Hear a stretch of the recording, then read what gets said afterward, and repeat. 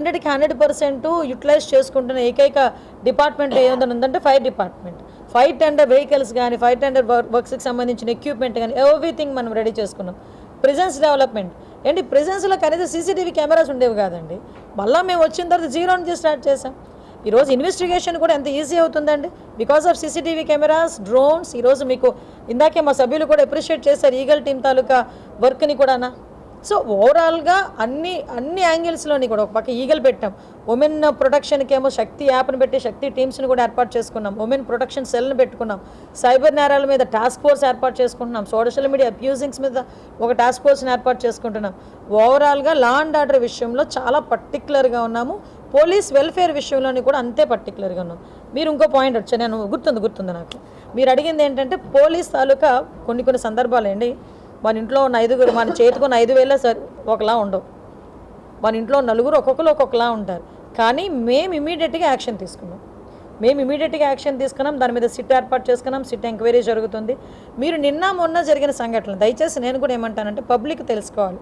అసలు అక్కడ ఏం జరిగింది అన్నది ఫ్యాక్ట్ ఫైండింగ్. నిజంగా అక్కడ తప్పు జరిగితే డెఫినెట్గా ఆ పోలీస్ మీద మేము యాక్షన్ తీసుకుంటాం. నిన్న మీరు నెల్లూరులో జరిగిన సంఘటన గురించి మీరు మాట్లాడారు. అది ప్యూర్లీ అసలు పోలీస్కి సంబంధం లేని ఇష్యూ. యాక్చువల్గా ఓవరాల్గా అలాగని చెప్పేసి నేనేమి దాన్ని బయటికి రావడానికి నేను ప్రయత్నం చేయట్లే. ఎవరిని కూడా రక్షించాలన్న భావన కూడా కాదు. దాని మీద కూడా ఎంక్వైరీ జరుగుతుంది.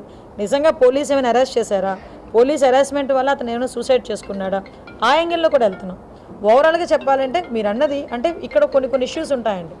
గ్రీవెన్స్లో వచ్చింది కంపల్సరీగా పోలీసు వెళ్ళి విజిట్ చేయాలి. విజిట్ చేసిన తర్వాత అక్కడ ఎక్కడ ప్రాబ్లం వచ్చింది అన్నది కూడా మేము కూడా చూసుకోవాలి.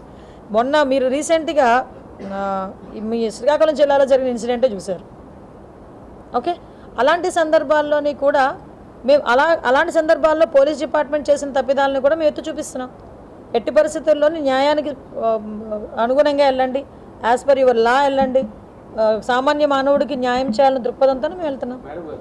మేమేం చేయబోతున్నాం కాదండి, మీరు కూడా ఏం చేయబోతున్నారని మీరు కూడా తెలుసుకోవాలి. ఎందుకంటే ఈరోజు పబ్లిక్లో అవేర్నెస్ రావాలి. ఈరోజు ఇక్కడ నేను మాట్లాడుతున్నాను కదా, ఒకసారి మీలోని ఎవరైనా ఏదైనా ఛానల్ లైవ్ కనుక పెట్టుకొని ఉంటే ఒకసారి కిందకి వెళ్ళి కామెంట్లు చూడండి తమ్ముడు. ఒకసారి నేను ఓపెన్గా చెప్తున్నా, మేము సఫరర్స్ అబ్బా.